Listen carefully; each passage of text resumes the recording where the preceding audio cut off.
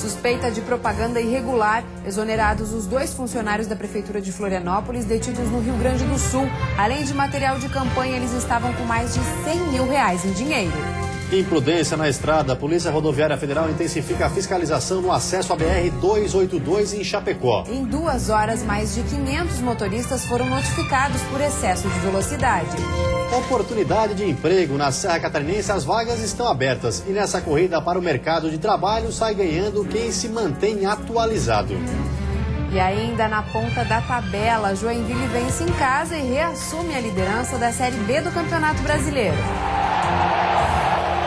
Já pela Série A, um final de semana ruim para os times catarinenses. 2 derrotas e um empate. A situação mais complicada é a do Criciúma, que permanece na zona do rebaixamento. O Band Cidade desta segunda-feira já está no ar.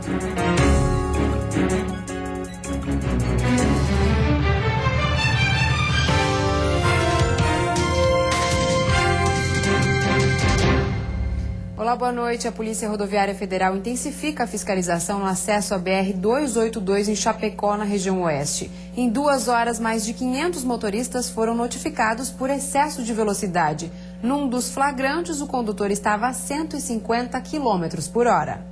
Em 2 horas, mais de 500 motoristas apressados foram multados na SC 480, principal acesso que liga Chapecó à BR-282. Esta caminhonete estava a 150 km por hora, ultrapassando o limite em 50%. De acordo com a Polícia Rodoviária Federal, a velocidade permitida na via rápida é de 80 km. Já o limite nas vias secundárias é de 60 km. E aqui no elevado, os motoristas devem trafegar a 40 km por hora. Limite de velocidade que muitas vezes não é respeitado pelos motoristas. Por isso, a Polícia Rodoviária Federal está intensificando a fiscalização em dias e horários diferenciados. O objetivo da PRF é reduzir o número de acidentes com mortes causados pelo excesso de velocidade. Tanto aqui na 480, nesse acesso que agora está duplicado, quanto na 282, o excesso de velocidade é sempre uma infração comum. Nós temos usado radar à noite e no final de semana à noite ocorre também que a pessoa é abordada e se verifica que ela está alcoolizada. Então soma o excesso de velocidade com o álcool e aí fica uma mistura realmente bem perigosa. Durante toda a semana, a Polícia Rodoviária Federal está contando com o reforço de 6 policiais e o apoio do pelotão de motos da capital. Esse horário, sim, passam os impostos atrasados. Alguns até tentam fugir, infelizmente. A gente tem que ir atrás, tem que ir numa atitude um pouco mais enérgica, né? E fica uma situação até desagradável, mas é o nosso trabalho. E no Dia Mundial Sem Carro, um alerta. Florianópolis está acima da média nacional quando o assunto é o uso do transporte individual. Na tentativa de mudar essa realidade, a Prefeitura recebeu hoje uma equipe técnica do Ministério das Cidades. Todas as regiões de Florianópolis devem ser atendidas pelo PAC da Mobilidade Urbana. Corredores exclusivos para ônibus, menos estacionamentos nas vias públicas e os chamados binários, ou seja, ruas de mão dupla passando a ser de único sentido, enquanto outra via próxima vai fazer o fluxo contrário, estão previstos para os próximos meses. São 3 etapas, a primeira já pronta para ser licitada e outras duas que estão ainda sofrendo alguns ajustes técnicos, mas que devem ir para a rua já também no ano que vem.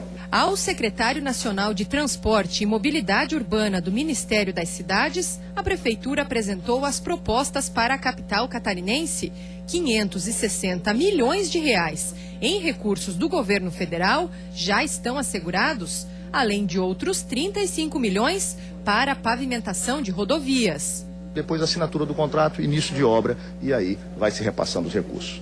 Em comum, todas as obras devem privilegiar o transporte coletivo e ampliar as opções de acesso para pedestres e ciclistas. Nos projetos, a qualidade de vida aparece como prioridade e o transporte marítimo não está descartado. A gente vai fazer um estudo técnico de viabilidade para a implantação de alguns atracadores. Diante da limitação territorial da ilha e levando em conta a preservação do patrimônio histórico, a Prefeitura também pretende instituir o transporte não motorizado, um teleférico com 3 quilômetros de extensão e paradas na Bahia Sul, Centro e Trindade é uma das apostas para desafogar o trânsito e incrementar o turismo. Esse trajeto seria feito em, no máximo, 14 minutos. Essa e todas as possibilidades estão sendo acompanhadas pelo governo federal. E para incentivar o uso de meios alternativos de transporte, a Prefeitura de Joinville interditou hoje as ruas centrais da cidade.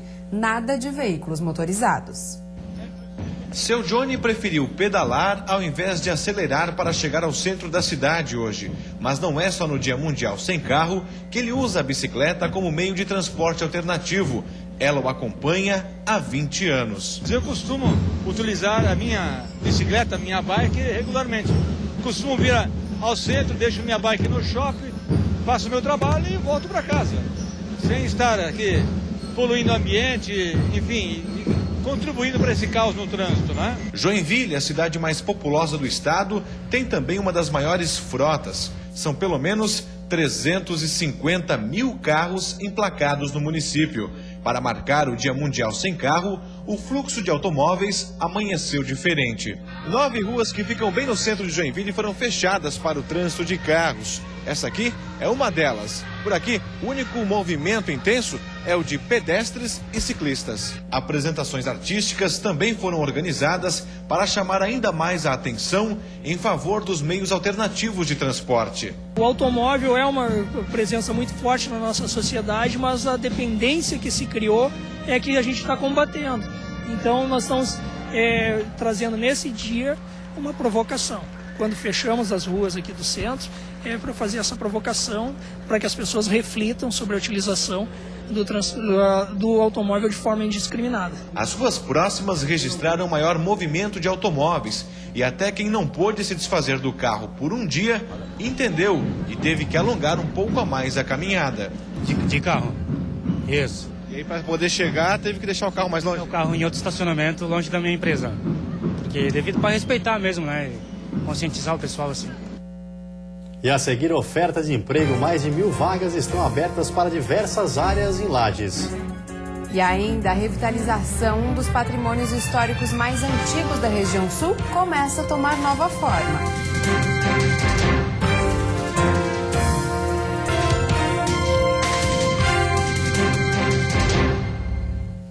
O Mercado Público de Laguna é um dos patrimônios históricos mais antigos do sul do estado. As obras de revitalização estão avaliadas em mais de 3 milhões de reais. Com mais de um século de vida, o Mercado Público de Laguna começa a ganhar uma nova cara. A primeira edificação foi erguida em 1897, mas foi nos anos 50 que o mercado ganhou nova inauguração. Desde a época, nenhuma reforma completa foi feita, o que acarretou como consequências danos na estrutura predial, como vazamentos e mofos. Agora, a expectativa é que em 2016 o empreendimento esteja pronto para que o lagunista possa usufruir do patrimônio, que marca a história do terceiro município mais antigo do estado de Santa Catarina. Somente 15% das obras já foram concluídas, mas a diferença já é notável. A armação do mercado, por exemplo, já está sendo substituída por uma nova. A antiga durou 57 anos e a atual deve durar pelo menos o dobro do tempo. Partes de estrutura do telhado já foram retificadas, reformadas, colocadas peças novas, telhas novas. Temos forros novos, reboco, emboço.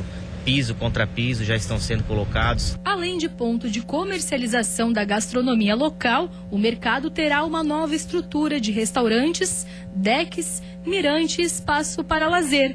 A revitalização visa resgatar o que foi perdido, trazer as origens do que foi vivido desde o século passado e aprimorar o que é de necessidade para utilidade pública dos tempos atuais. O mercado já é uma obra histórica aqui no nosso município, uma vez que ele foi importante aí para o desenvolvimento da nossa região, onde entrava e saía os nossos produtos.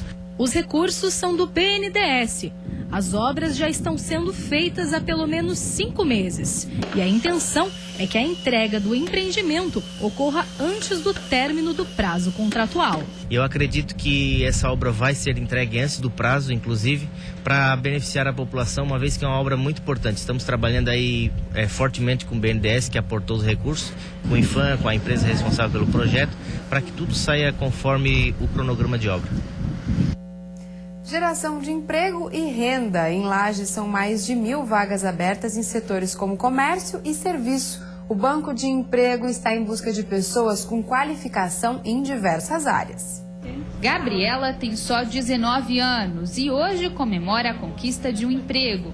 Desempregada há 4 meses, ela estava à procura de um trabalho e viu a oportunidade em uma loja de roupas que vai se instalar no novo shopping da cidade, que será aberta em outubro. Com um novo emprego, já dá até para fazer planos para o futuro. No ano que vem eu quero fazer uma faculdade e com o dinheiro do trabalho eu vou pagar minha faculdade. Assim como ela, outras pessoas também foram selecionadas e já estão fazendo os exames obrigatórios para começar a trabalhar. Para mim foi muito bom saber assim, que em 2 meses que eu estou aqui já consegui essa oportunidade. Só na cidade de Lages são mais de 1.000 vagas abertas para diversas áreas de atuação.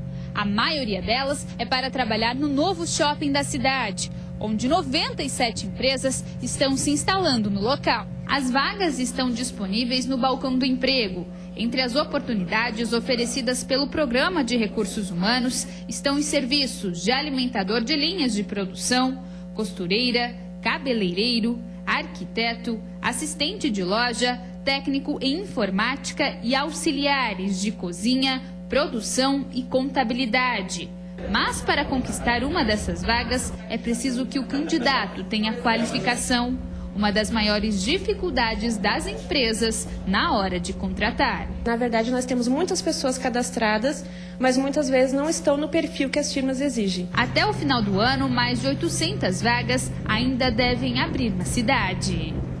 E depois do intervalo tem futebol. Joinville vence mais uma e reassume a liderança da Série B. Na Série A, 2 derrotas e um empate dos times catarinenses. Pior para o Criciúma, que se complicou ainda mais na zona do rebaixamento.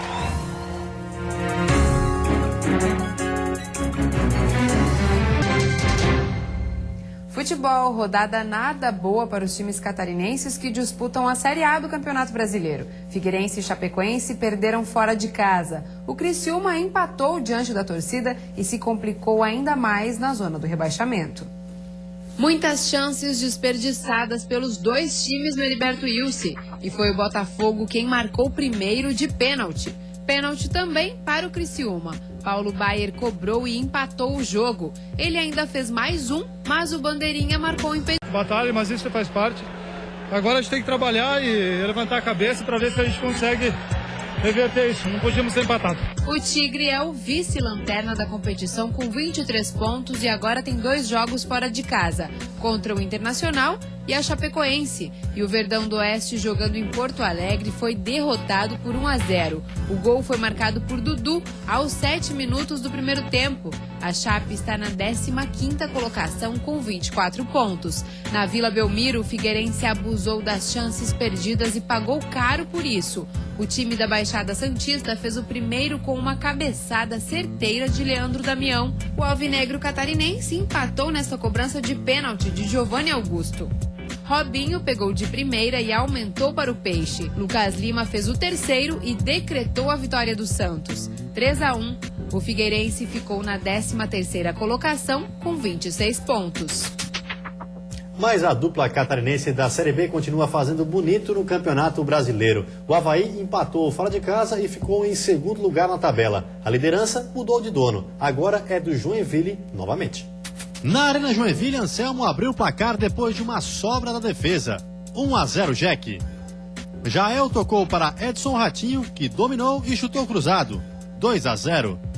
O time do norte do estado chegou à 8ª rodada sem perder e pela 4ª vez assumiu a liderança. Então vencemos o jogo porque fomos eficientes, fomos concentrados e o Joinville conseguiu dar mais um passo importante rumo ao seu objetivo. Na Arena Castelão, Magno Alves chutou forte e abriu a contagem para o Ceará. Marquinhos cabeceou no travessão e Anderson Lopes aproveitou a sobra para marcar. Tudo igual. Marrone tabelou com Marquinhos e chutou na saída do goleiro, virada do Leão da Ilha. Mas Magno Alves, artilheiro do Brasileirão, empatou para os donos da casa. Final, Ceará 2, Avaí também 2. E a seguir, eleições 2014, exonerados os 2 funcionários da Prefeitura de Florianópolis detidos no Rio Grande do Sul. Eles estavam com material de campanha e dinheiro. E ainda crescimento econômico. Santa Catarina exportou mais de $1 bilhão a países emergentes no ano passado. De olho no futuro, o assunto esteve em discussão hoje na capital.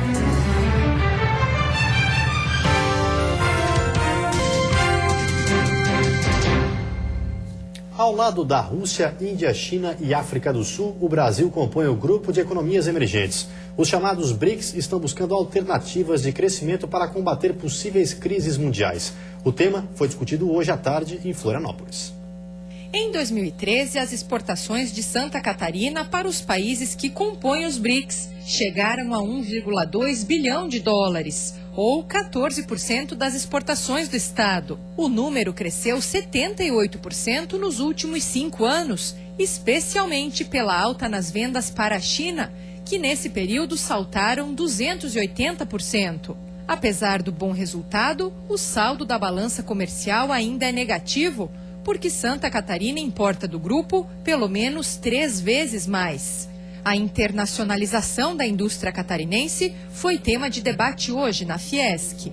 Nós poderíamos ter aproveitado ainda mais essa alavancagem no mercado chinês se nós tivéssemos uma infraestrutura mais adequada para a nossa logística de exportação. Com o acordo internacional, os países negociam ajuda mútua, uso comum de reservas financeiras e outros benefícios, como a recém-criada instituição financeira entre eles. Para o conselheiro do Banco Mundial e ex-vice-presidente do Banco Interamericano de Desenvolvimento, o BID, o Brasil pode se beneficiar por integrar o grupo. Haverá sempre a oportunidade desses países atuarem em conjunto, o que não significa que eles estejam abdicando de suas agendas individuais ou das agendas bilaterais. Os BRICS representam 40% da população mundial e vem registrando anualmente crescimentos nos IDHs, PIBs e rendas per capita de seus países. Nos últimos anos, cerca de 55% do crescimento econômico do mundo foi atribuído ao grupo e os especialistas não descartam que até 2050 ele possa vir a ser formado por potências econômicas mundiais. E que se constituam em fontes não só de mercado, mas como de produção de alto nível, elas passam a ser importantes no contexto mundial. O inverno termina hoje e o primeiro dia da primavera vai ser de sol entre nuvens em todas as regiões. Temperatura baixa ao amanhecer, com chance de geada fraca no Planalto Sul, que deve registrar mínima de 2 graus. A máxima fica em 27 no sul do estado. No Planalto Norte, mínima de 9 e máxima de 22 graus. No litoral norte, Vale do Itajaí e Grão de Florianópolis, máxima de 25. E no oeste, mínima de 12 e máxima de 26 graus. Já foram exonerados os 2 funcionários da Guarda Municipal de Florianópolis detidos com material de campanha na semana passada pela Polícia do Rio Grande do Sul. Eles também estavam com mais de R$100 mil em dinheiro. Agora à tarde, o secretário de Segurança da capital falou sobre o assunto à nossa equipe. Foram pegos pela PRF em horário de serviço, estavam em viagem não autorizada, não havia sido comunicada e por isso eles responderão funcionalmente em razão disso. A parte criminal, a parte envolvendo a parte policial, ela é resolvida pela polícia. Eleições 2014. Desde o último sábado, os candidatos que vão disputar o pleito no dia 5 de outubro não podem ser presos. A determinação faz parte de uma lei criada na década de 60. O primeiro parágrafo do artigo 236 do Código Eleitoral é claro. Os candidatos não poderão ser detidos ou presos desde 15 dias antes da eleição até 48 horas após o pleito, salvo casos de flagrante. Mas as mudanças não são apenas para quem está concorrendo a cargo público. Os próprios eleitores também estão incluídos nessa situação incomum.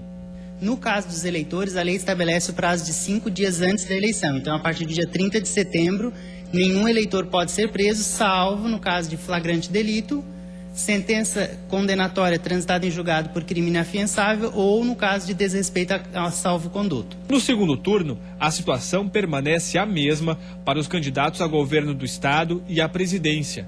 A restrição para quem concorre a cargos públicos começa a valer no dia 11 de outubro e para os eleitores a partir do dia 21 de outubro. Entretanto, as denúncias acontecem da mesma forma. Os serviços de polícia civil e militar também permanecem em funcionamento. Embora muita gente desconheça os detalhes da lei, a norma já é antiga e está em vigência desde a década de 60. Ela foi criada com um objetivo bem específico: evitar a interferência política às vésperas das eleições. É importantíssimo. Por quê? Porque a gente tem conhecimento que em algumas regiões do Brasil, né, atualmente isso já quase não existe, mas existia muito, a possibilidade de grupos políticos acabarem influenciando polícia civil, polícia militar, enfim, né, ou a força de segurança que existia na época para a prisão de eleitores contrários àquele grupo político. Então, isso foi feito para evitar que ocorra, né, essa possibilidade do eleitor se sentir obrigado a votar num determinado candidato contra a sua vontade. E antes de encerrarmos, uma olhadinha no trânsito da capital. Aí você acompanha imagens ao vivo das pontes Colombo Salles e Pedro Ivo Campos. Movimento intenso nos dois sentidos, mas principalmente para quem deixa a ilha de Santa Catarina. E nesse finalzinho de inverno que vai até às 10 horas da noite, boa temperatura na capital. Agora, 19 graus. Vem aí o Jornal da Band. Uma ótima noite para você e até amanhã. Boa noite, até amanhã.